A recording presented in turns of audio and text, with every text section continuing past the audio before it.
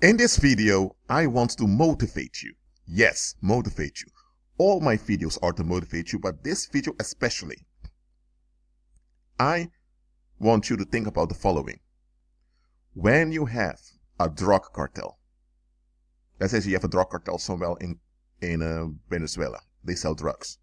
Well, Venezuela at the moment is not in a very good state, but so let's say it's a drug cartel from Mexico. Where will they spend their money?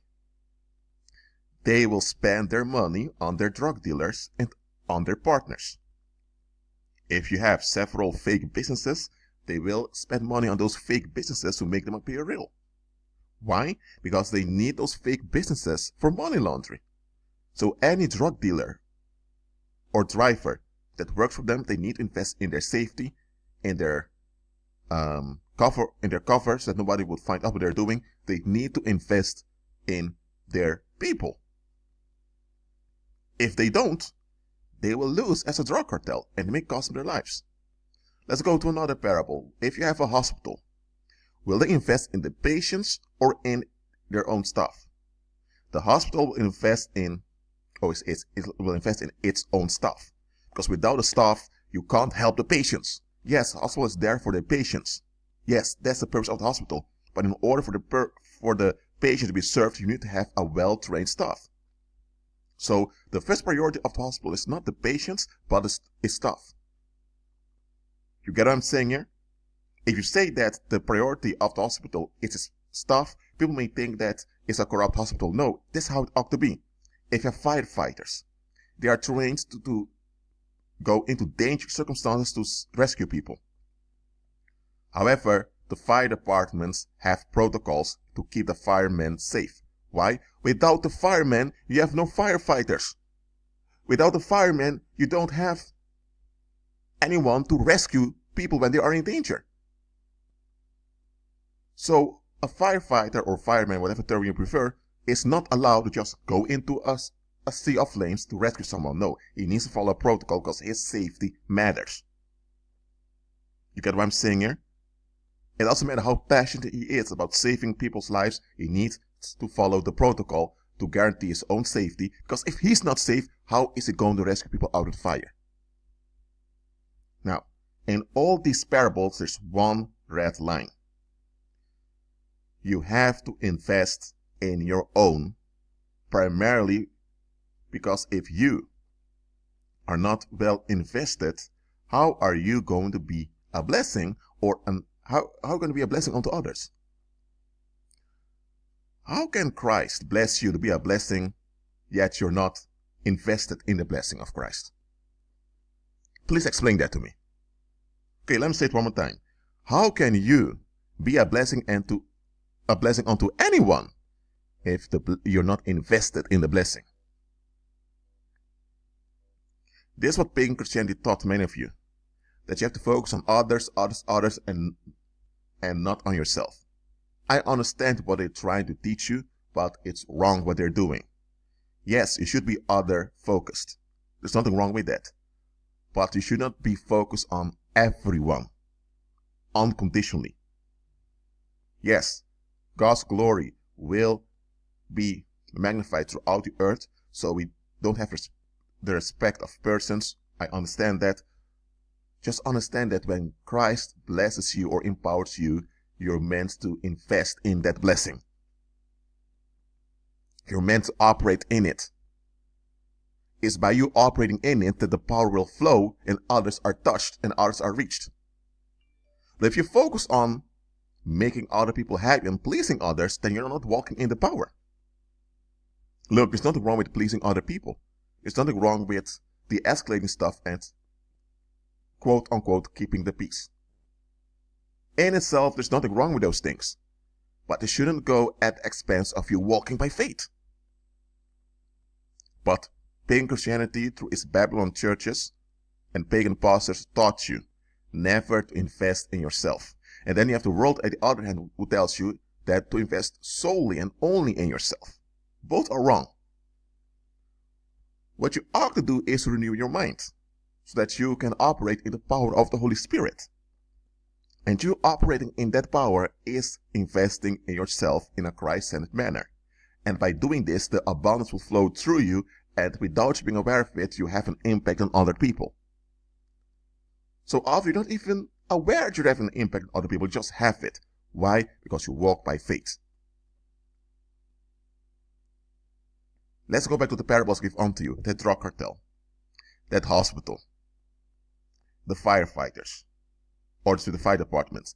They need to invest in their own. Think about the following. If you go to Belgium as an American citizen and you want to get a loan at the bank to start your own business over there, the Belgian bank may tell you, sir, we're happy you're willing to invest in Belgium, but we have a protocol.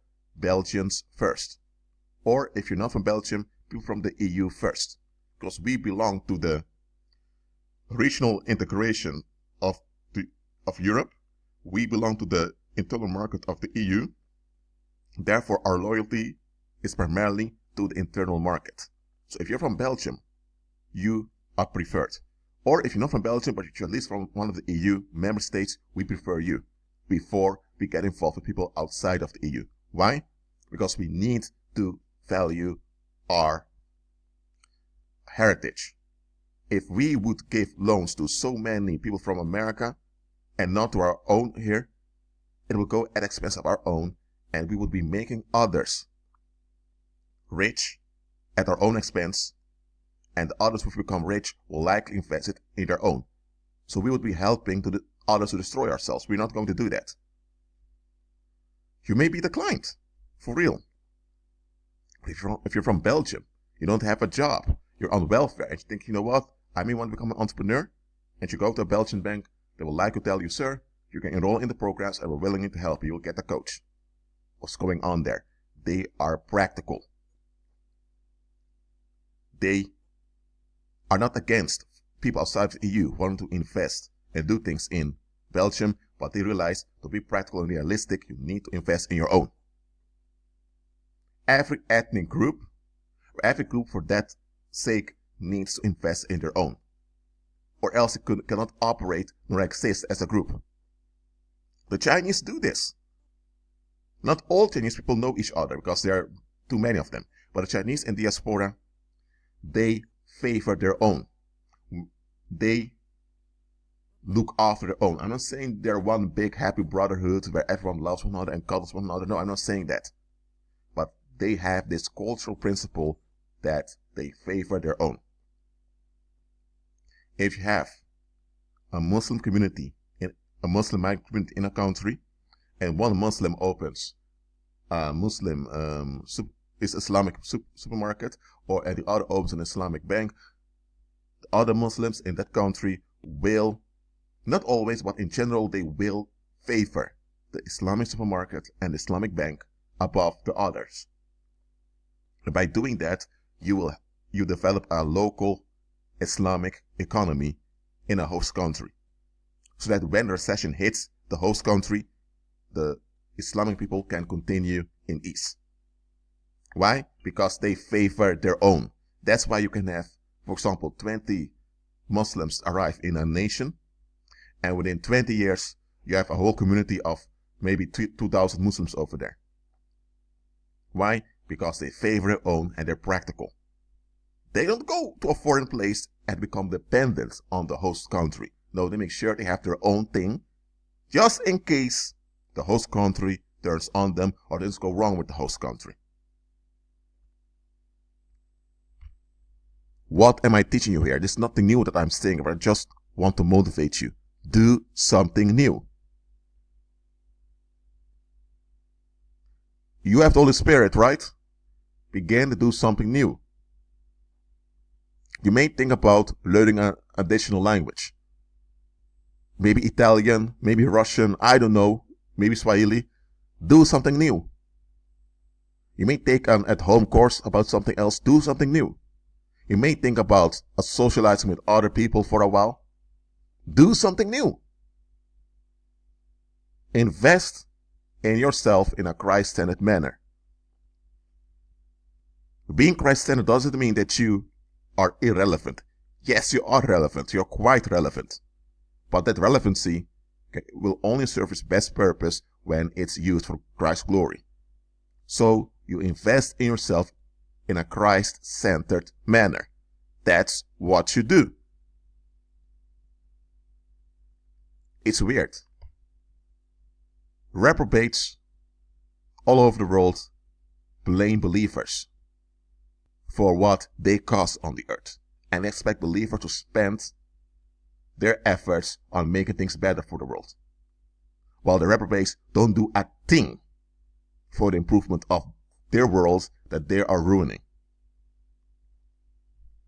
But the moment believers wake up and begin to invest in themselves in a Christ-centered manner, oh, now reprobates can't handle it. Now believers receive all kinds of accusations, this and that. No. You need to invest in your own. That's not racism, that's not classism, that's not discrimination, that's just being practical. If you're not practical, you cannot make it in anything. I'm telling you, invest in yourself in a Christ-centered manner. Do something new. That's how you shake the dust off your feet. That's how you shake off the destructive influence of the world around you. You shake the destructive influence of the world around you from you by remaining active.